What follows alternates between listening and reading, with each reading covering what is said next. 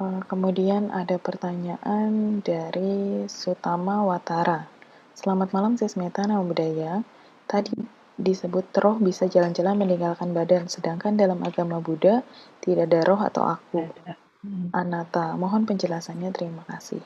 Ya, kalau untuk roh itu lebih penyebutan bagi agama lain, karena kalau kita kan kesadaran ya, gitu. Jadi kesadaran yang berpindah dari satu bentuk ke bentuk yang lain. Jadi ketika kita lagi dalam manusia, kesadarannya kan masuk ke dalam rahim seorang ibu. Nah, jadi ada bentuk fisiknya juga kan terbentuk secara alami dari proses kelahiran. Terus kalau yang terlahir di alam peta, di alam dewa, Brahma, dan lain sebagainya, itu kan menyesuaikan bentuknya lagi. Jadi kalau yang disebut anatta tanpa aku, itu ketika kita menyadari, ketika kita dalam fisik manusia ini, kita sudah menyadari anicca, dukkha, dan lama-lama kita akan menyadari hidup ini, diri ini bukanlah aku, gitu. Dan itu akan butuh penyadarannya ketika kita mulai nanti udah mulai tidak melekat lagi dengan kehidupan duniawi yang seperti ini. Itu. Oke. Kemudian pertanyaan selanjutnya dari Mei Jordan.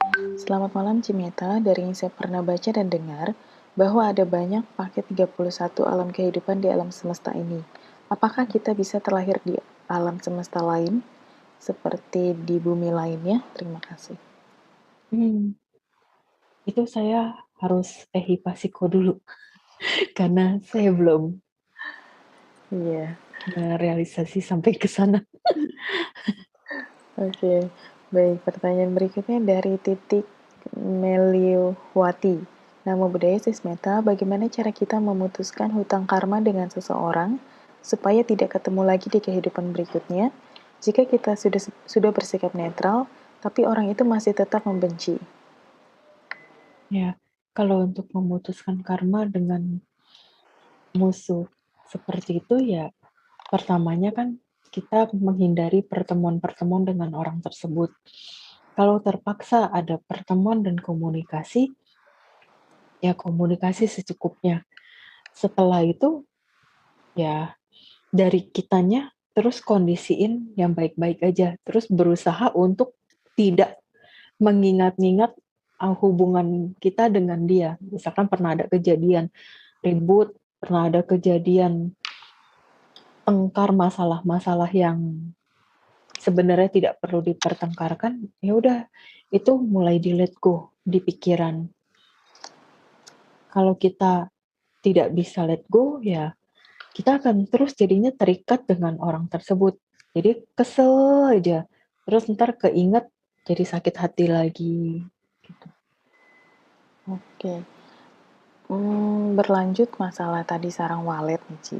Dengar kabar kalau sarang walet biasanya ambil sarang burung yang akan mengerami telurnya. Terus-menerus sampai induk burung tersebut mengeluarkan darah saat membuat Iya. sarangnya itu.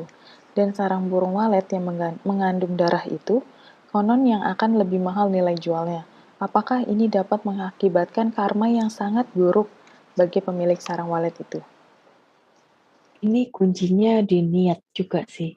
Karena kalau niatnya sebenarnya tidak ingin menyakiti sampai berlebihan, ya karmanya tidak terlalu besar. Kalau memang niatnya untuk keuntungan pribadi, untuk mendapat keuntungan yang sangat besar, itu tetap karmanya juga dapat yang lumayan juga. Oke, kemudian pertanyaan selanjutnya dari Suryani. Malam Cimeta, saya mau tanya, kenapa di kehidupan ini kita sekarang sudah berbuat kebaikan, tapi kenapa disakiti atau dijahati orang? Nggak usah dipikirin, kenapa si A jahatin saya, kenapa si B begini sama saya. Ya udahlah, kita anggap kita lagi karma buruknya berbuah. Jadi kita bayar karma. betul. Karena kalau kita ingatnya, kenapa sih dia begini, kenapa dia begitu, itu nggak akan pernah selesai. Ada kita menimbulkan kebencian terus di pikiran, dipupuk sedikit demi sedikit, lama-lama kan jadi besar kebencian itu.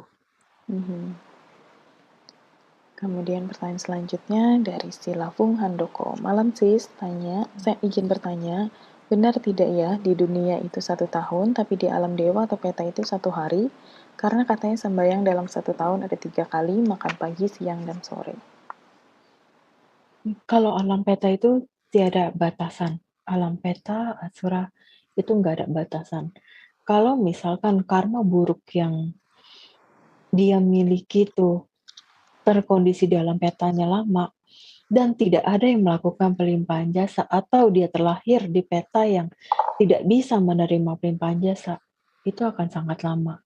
Tidak ada batasan waktu dan usia di sana. Oke. Kemudian pertanyaan selanjutnya dari Hedisin. Izin tanya Cimeta, kenapa kesadaran kita bisa keluar dari tubuh? Apakah kesadaran kita selama ini terkurung dalam tubuh fisik kita? Sebenarnya untuk masalah kesadaran seperti ini bisa dikupas tuntas di dalam Abhidhamma. Gitu. Karena di Abhidhamma itu akan dijelaskan dengan terperinci kenapa yang orang sebut rohnya bisa meninggalkan tubuhnya. Sebenarnya itu bukan roh dan sebenarnya juga itu permainan dari pikiran. Itu bisa dijelaskan di Abhidhamma. Oke. Kemudian pertanyaan selanjutnya dari Datok Kikin.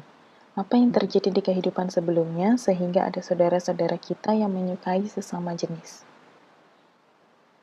Kalau seperti itu, ada beberapa sebab.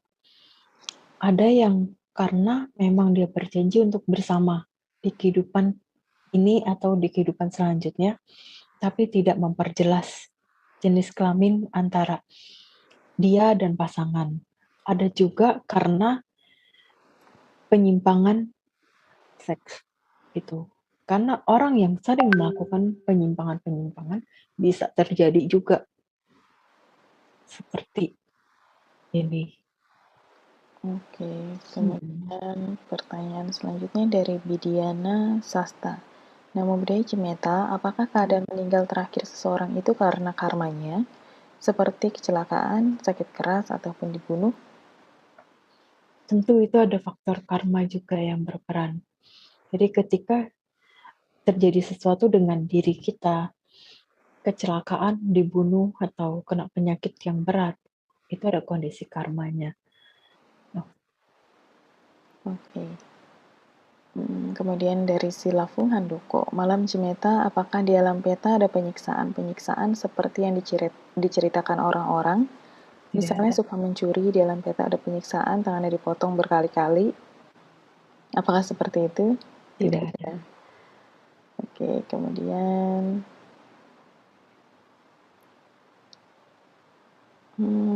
sepertinya pertanyaannya sudah selesai. Oh, ada satu pertanyaan lagi nih, penutup. Sukihotu, bagaimana cara untuk menghubungi Ibu Meta? Mungkin melalui email, Facebook, atau WhatsApp untuk pertanyaan yang lebih pribadi. Mungkin nanti dari Cioniar bisa kasih nomornya nanti.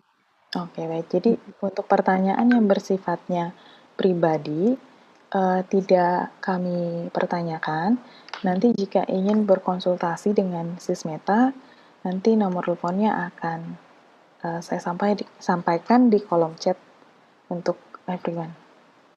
Iya. Kemudian ada pertanyaan penutup terakhir ya, Ci.